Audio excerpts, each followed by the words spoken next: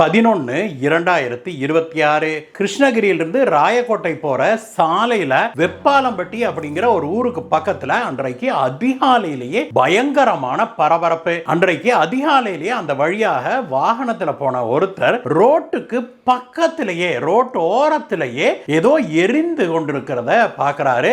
அது எரிந்து முடிந்து அந்த புகை போயிட்டு இருந்திருக்குது. அவர் வண்டியை நிறுத்தி பார்த்தா அது ஒரு மனித உடலை யாரோ எரிச்சிருக்கிறாங்க அப்படிங்கிற தெரியுது. அவர் அப்படியே பயங்கர அதிர்ச்சியாகி பார்த்துக்கிட்டு இருக்கிறாரு. அதற்குள்ளாக அந்த வழியாக போன வேறு சில வாகனங்கள் வண்டியை நிறுத்தி பார்க்கறாங்க. ஒரு மனித உடலை அங்க வச்சு யாரோ எரிச்சிருக்கிறாங்களே அப்படின்னு சொல்லி பரபரப்பாக அவங்க பேசிக்கிறாங்க.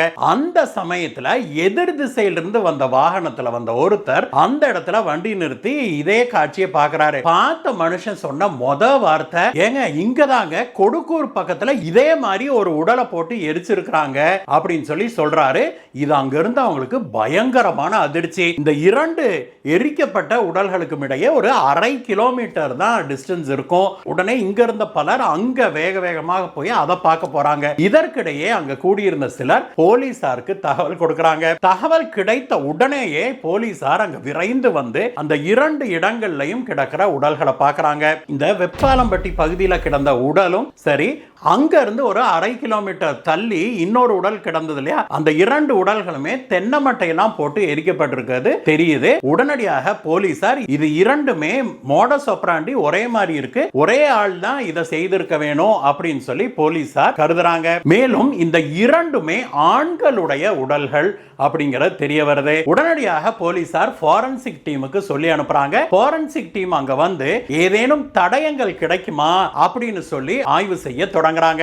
அப்படி அவங்க செய்ய ஆரம்பித்த போது முதல் வேலையாக அவங்களுக்கு என்ன தெரிய வருது அப்படின்னா, இந்த இரண்டு உடல்களுமே ஏதோ ஒரு துணியால, பெட்ஷீட் போன்ற ஒரு துணியால சுற்றப்பட்டிருக்குது. அதனுடைய எரியாத சில பெட்ஷீட் துண்டுகள்லாம் அங்கங்க கிடக்கிறது தெரியுது. அது மட்டுமல்ல, இந்த இரண்டு உடல்களையுமே டீசலை ஊத்தி பத்த வச்சிருக்காங்க அப்படிங்கிறதும் தெரிய வருது. அதை தவிர அந்த இடத்துல வேற எந்த தடயமுமே போலீசாருக்கு கிடைக்கவில்லை. உடனடியாக போலீசார் இந்த இரண்டு உடல்களையும் கைப்பற்றி பிரேத பரிசோதனைக்கு அனுப்புறாங்க. இப்படி 2 பேர் எரித்து கொல்லப்பட்டிருக்கிறாங்க அப்படிங்கிற செய்தி அந்த பகுதி முழுவதும் காட்டு தீய போல பரவுது. அதே சமயத்துல போலீசார் டீம்கள் அமைத்து தங்களுடைய விசாரணையை துரிதமாக தொடங்குறாங்க.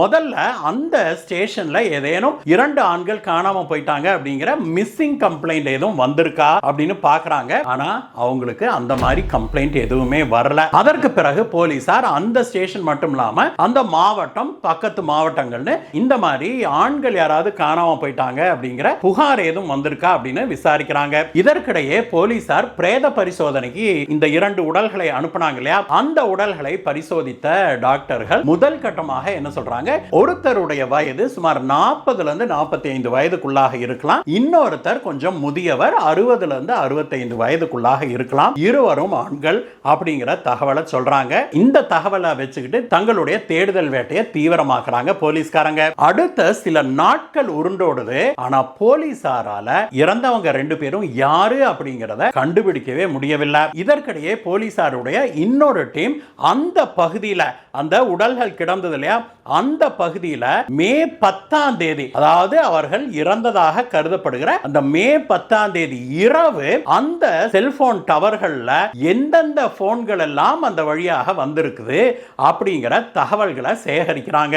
அந்த டீம் சேகரித்த தகவல்களை வைத்து அவங்க இரவு நேரத்தில் அந்த பகுதியில் இந்த 2 இடத்திலையுமே இருந்த செல்போன்களை எல்லாம் வந்து ஷார்ட் லிஸ்ட் பண்ணிட்டே வராங்க. அப்படி அவங்க ஷார்ட் லிஸ்ட் பண்ணி கூப்பிட்டு விசாரிச்சதுல பாலக்குடி அப்படிங்கிற கிராமத்தை சேர்ந்த 38 வயதான பானுப்பிரியா அப்படிங்கிறவங்க மீது அவங்களுடைய கவனம் திரும்புது. பானுப்பிரியாவுடைய செல்போன் மே 10ஆம் தேதி இரவு சுமார் 1 மணியிலிருந்து 2 மணிக்குள்ளாக இந்த ஸ்பாட்ல, இந்த உடல்கள் கிடந்தது இல்லையா, அந்த பகுதியில அந்த டவர்கள்ல இருந்தது தெரிய வருது. உடனடியாக இந்த பானுப்பிரியாவை ஸ்டேஷனுக்கு அழைச்சிட்டு வந்து போலீசார் விசாரிக்கிறாங்க. பானுப்பிரியாவுடைய கணவர் மகேஸ்வர் 43 வயதானவர். அவர் வந்து ராணுவத்தில் பணியாற்றுறாரு. அவர் வந்து சில நாட்களுக்கு முன்பு தான் விடுமுறை எடுத்துக்கொண்டு ஊருக்கு ஊருக்கு வந்திருக்கிறாரு அப்படிங்கிற தகவல் தெரியுது போலீஸ்காரங்களுக்கு. இந்த பானுப்பிரியாவிடம் அவருடைய கணவரை பற்றி விசாரிக்கிறாங்க.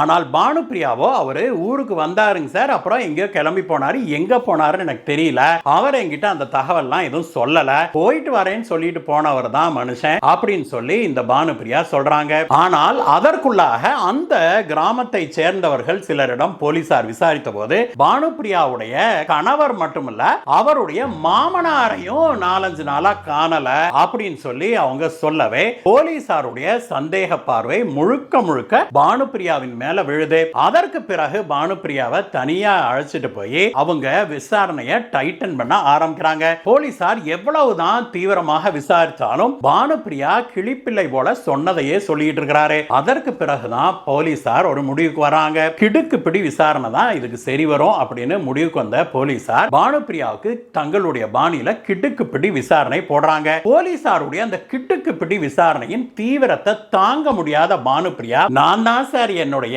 கணவனையும் மாமனாரையும் கொன்னேன் அப்படின்னு சொல்லி சொல்றா. நடந்தது என்னன்னு சொல்லுமா அப்படின்னு சொன்னபோது பானுப்பிரியா சொன்னதை கேட்டு அந்த கிருஷ்ணகிரி மாவட்டம் மட்டுமல்ல தமிழகமே இன்றைக்கு அதிர்ச்சியில உறைந்து போய் நிக்குது. பானுப்பிரியாவுடைய கணவர் மகேஷ்குமார் ராணுவத்துல பணியாற்றி வராரு. அவருக்கு ஜம்மு காஷ்மீர்ல தற்போது போஸ்டிங் போட்டிருந்திருக்காங்க. பானுப்பிரியாவுடைய மாமனார் இருக்கா இல்லையா, அவர் 62 வயதான செல்லப்பன்.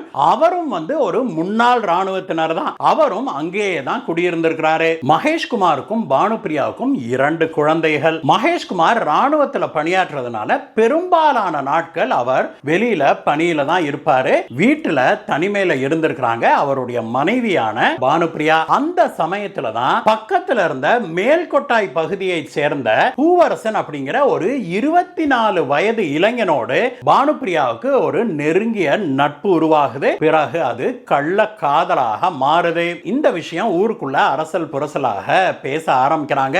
அத ஒரு சிலர் ராணுவத்தில் இருந்த பானுப்பிரியாவுடைய கணவருக்கும் சொல்றாங்க. இத கேள்விப்பட்ட மகேஷ்குமார் பயங்கர அதிர்ச்சி ஆகிறாரு. உடனடியாக வீட்டுல சொல்லாம கொல்லாம அவர் ராணுவத்திலிருந்து விடுப்பு எடுத்துக்கிட்டு வீட்டுக்கு வராரு. வீட்டுக்கு வந்தா அவருடைய மனைவிக்கு பயங்கரமான அதிர்ச்சி. வீட்டுக்கு வந்த உடனேயே அவர் இந்த மாதிரி எல்லாம் பேசிக்கிறாங்க அப்படின்னு சொல்லி தன்னுடைய சந்தேகத்தை சொல்ல, அதற்கு அவருடைய மனைவி அப்படிலாம் எதுவுமே கிடையாது அப்படின்னு அடிச்சு சொல்றாங்க. இருந்தாலும் கூட அவருக்கு ஊர்ல இருக்கிற தன்னுடைய நண்பர்கள் தனக்கு சொன்ன தகவல் பொய்யாக இருக்காது அப்படிங்கிற ஒரு எண்ணத்துல பானுப்பிரியா அந்த பக்கம் போன போது பானுப்பிரியாவுடைய போனை எடுத்து அவர் பார்க்கிறாரு. போனை எடுத்து பார்த்தபோது அதுல பானுப்பிரியா அந்த பூவரசன்கிற அந்த இளைஞனோடு குறுஞ்செய்திகளை பரிமாறிக்கிறது தெரியுது. இதை பற்றி அவருடைய மனைவிட்ட கேட்கிறாரு. அதற்கு அந்த மனைவி, ஐயா அது யாரோங்க எனக்கெல்லாம் தெரியாது அப்படிங்கிற மாதிரி சொல்றாங்க.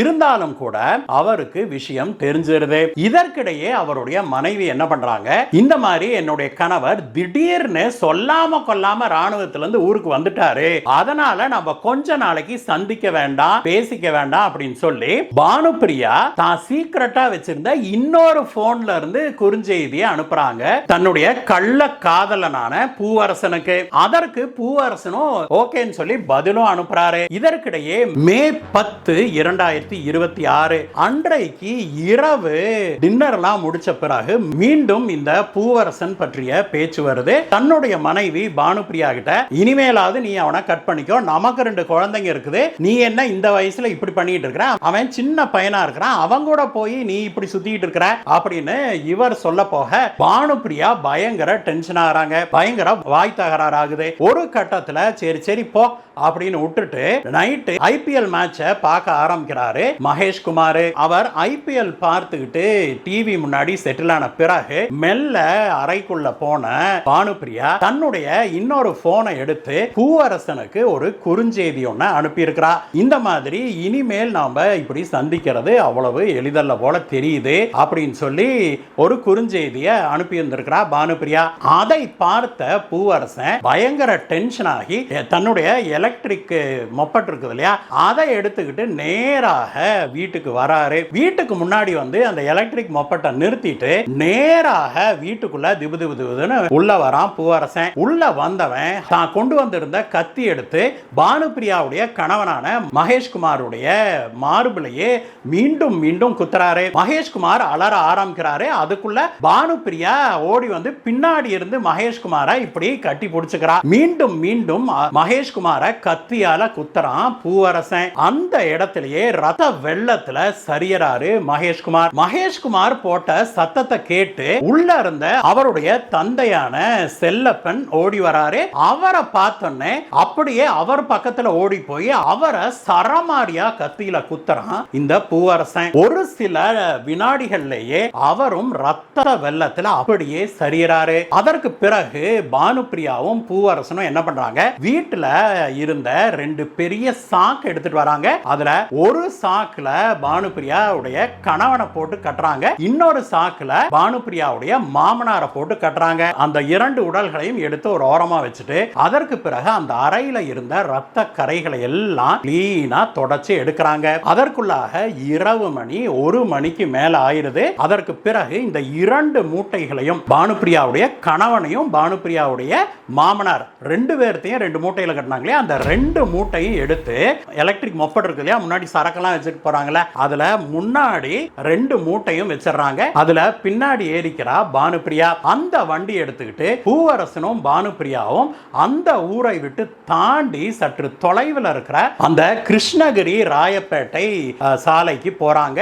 அந்த சாலை வெறிச்சோடி கிடக்குது. அந்த சாலையில சற்று தூரம் பயணிக்கிறவங்க ஒரு இடத்துல ஒரு மூட்டையை கீழே தள்ளி விடுறாங்க. அதற்கு பிறகு ஒரு 1/2 கிலோமீட்டர் அந்த ரோட்லயே பயணித்த பிறகு இன்னொரு மூட்டையையும் ரோட்டுக்கு சைடுல தள்ளி விட்டுட்டு அதற்கு பிறகு வண்டியை திருப்பிட்டு வராங்க. திருப்பிட்டு வந்து நேராக ஒரு பெட்ரோல் பங்குக்கு போறாங்க. அங்க போய் தாங்க கொண்டு வந்திருந்த ஒரு கேன்ல டீசலை வாங்கி வண்டியில வச்சுக்கிட்டு திரும்பி அந்த உடல்களை வீசினாங்க இல்லையா, அந்த பகுதிக்கு போறாங்க. அங்க போய் முதல் உடல் கிட்ட நிறுத்தி அங்க பக்கத்துல கிடந்த அந்த தென்னை ஓலை, அந்த மட்டை இதெல்லாம் எடுத்து மேல போட்டு அது மேல டீசலை ஊத்தி கொளுத்துறாங்க. கொளுத்தி விட்டு அங்க இருந்து கிளம்பி அடுத்த 1/2 கிலோமீட்டர் தள்ளி அடுத்த பாடி போட்டிருந்தாங்க இல்லையா, அங்க போறாங்க. இந்த பாடி மேல அங்க பக்கத்துல கிடந்த சுள்ளி, தென்னை மட்டை அது இதையெல்லாம் எடுத்து அந்த மூட்டையின் மேல போட்டுட்டு அது மேலையும் டீசலை ஊத்தி கொளுத்தி விட்டு திரும்பி வீட்டுக்கு வராங்க.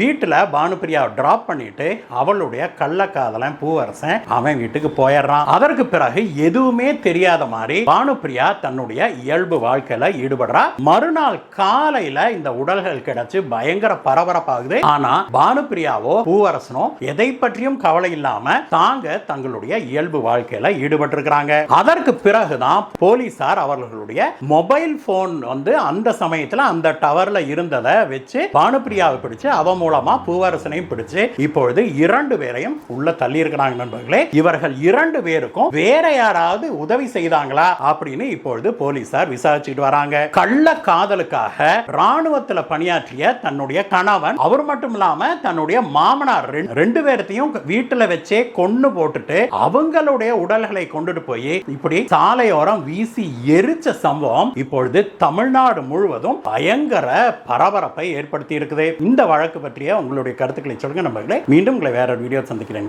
Bye bye.